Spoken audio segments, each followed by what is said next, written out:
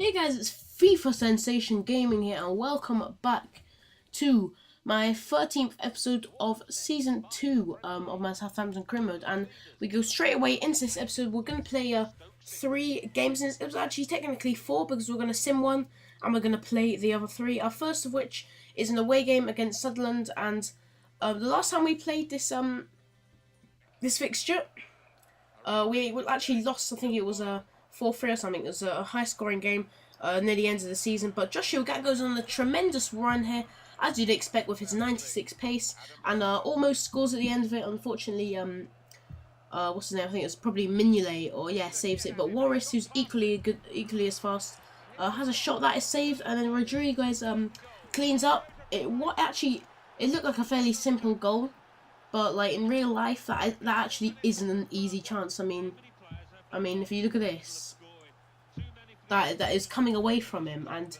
even in this game, he managed to. It's pretty easy to score in this game because you don't really, not so much, need to be facing. Obviously, it helps, as I said, when you face towards goal, but in those situations when it's an open goal, you don't exactly need to be facing towards goal. But Lallana hit, gives it to Warris.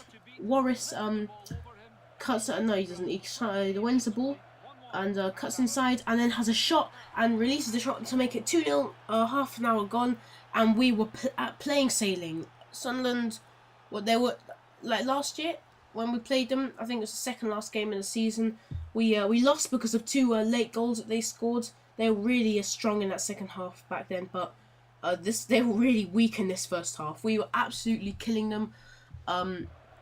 And yeah, winning 2-0, half an hour gone, but they weren't going to give up. Sessegnon, one of their best players, on the ball, gets past the defenders, gives it to Johnson, gives it to Fletcher, and Fletcher gives it to Johnson, and Johnson should really be scoring those. But then Sutherland started playing a bit of football. Obviously a nice save there by Kraft, an easy one. And by the way, Kraft, I was. He was only meant to be a goalie for like last season, not last season, for last season. And I was actually thinking of selling him, and I thought, no, I'm not going to sell him, because he's been great for me. Like, it's obviously last season he made the odd mistake, but, every goalie does that, don't they? But he's such a great goalie. I reckon I can get him, if I keep this series going, I reckon I can get him to about 85. I really think that. Not by the end of the season, just in the next couple of seasons, maybe, I could get him to an 85.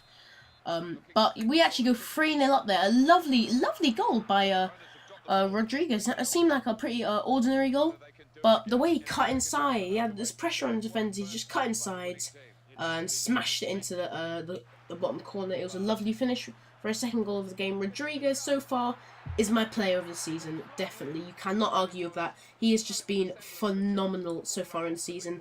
And look at that howler from Fletcher, by the way. I know it's on his weaker foot, but I mean, come on, he tried to go for the far post and absolutely flopped. I mean, don't get me wrong, he's a great player, especially in this game, but, if that was me, I would have just slammed it. I was just trying to slam it in the top corner. It was a bit of a howler. And talking of howlers, look at that it wasn't really his fault. It was like, yeah, well, it was his fault, really, wasn't it? He should be more alert, but I didn't really care, to be honest, because we were 3-0 up. We were never really going to lose it from there.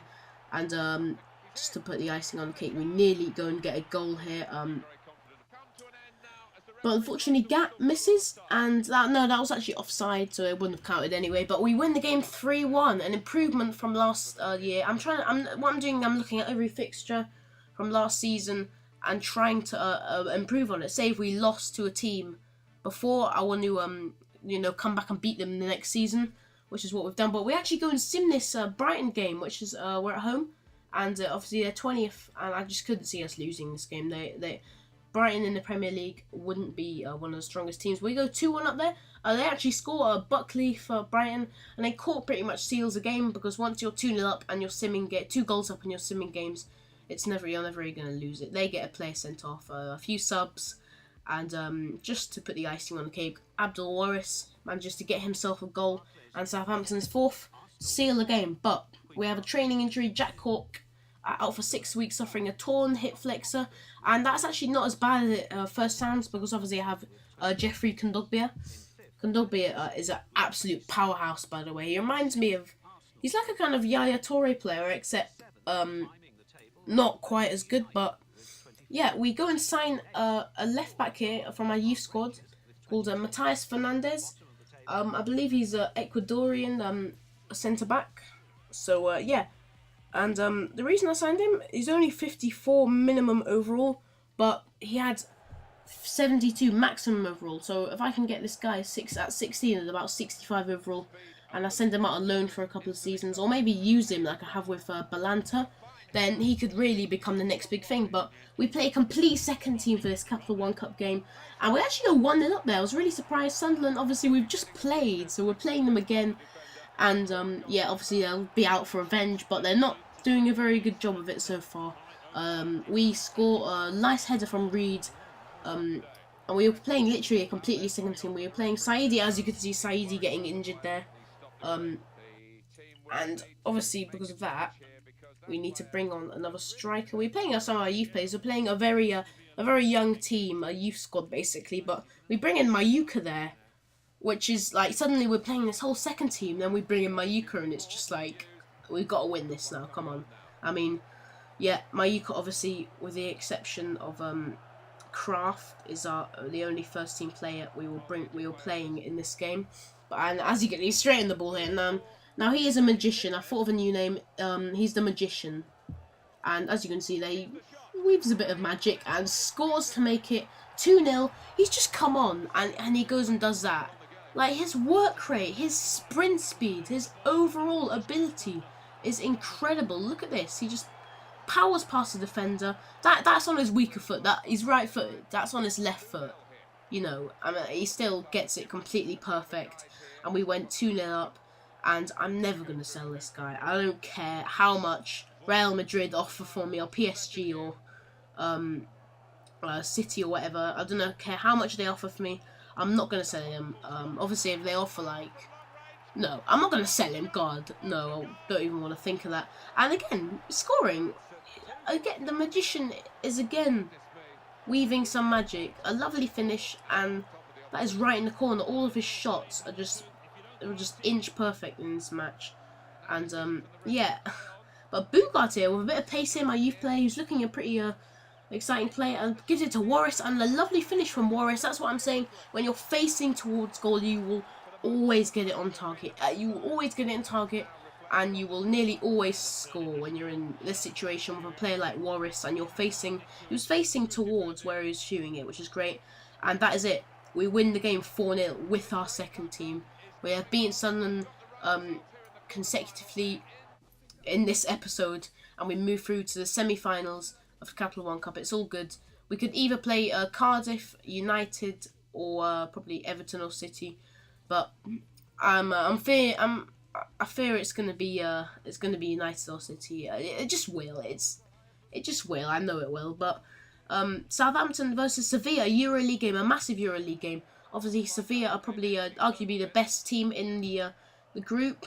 But I'd say we're just as good as them, if not them being better. But Perotti goes for it. It was poor defending, really. By me. I'm not going to blame the players. It was poor defending by me. But Perotti goes through and scores. Perotti's a good player.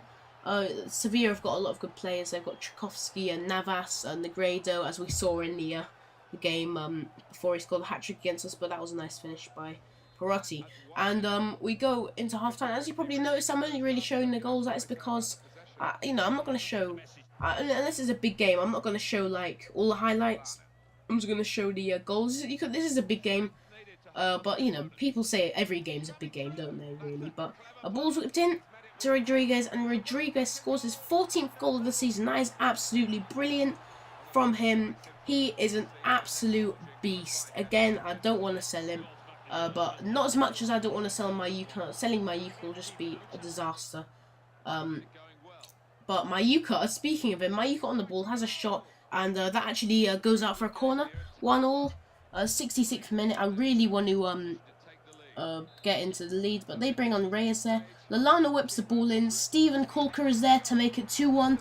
A lovely header from Colker, and the way he got up there. And I found out he actually has 89 strength and 83 sprint speed. So him and Kuyate are practically identical because they've got the same kind of stats.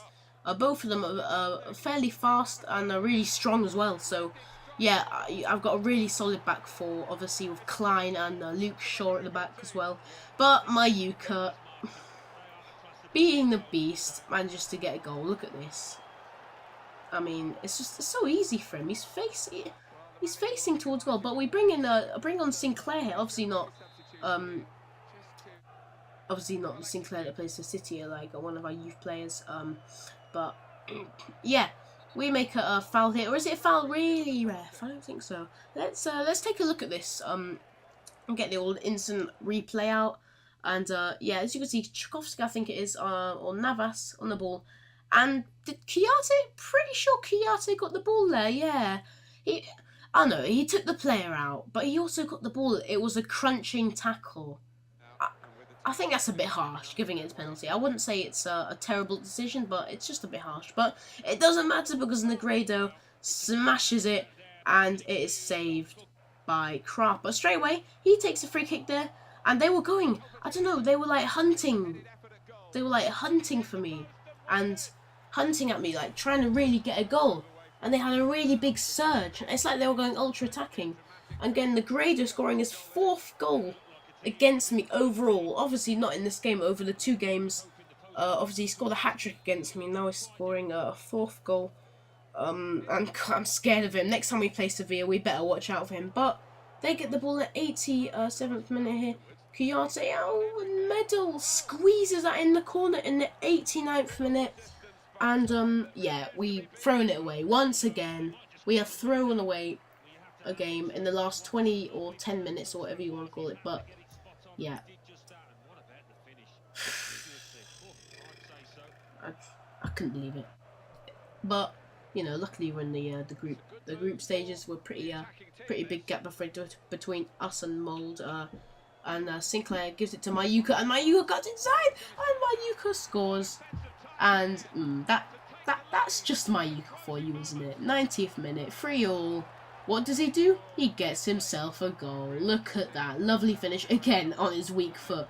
He is the magician. He really is. I can't describe him any other way. He's just great. He's a beast. I would never want to sell him. He's, in my opinion, on this game right now, you know, he's good as some of the top players. But we won the game 4-3. Yeah, there's no goals between there, don't worry. But yeah, this is the current Euro League table group stage. We're in Group J, obviously. Sevilla are still top, but we're only 1 point behind, 1 point ahead of us. We're on 9 points, and we're already through because it's not mathematically possible for Mould to go in front of us. And I hope you enjoyed this episode, guys. Please give it a like, comment, and subscribe. Peace.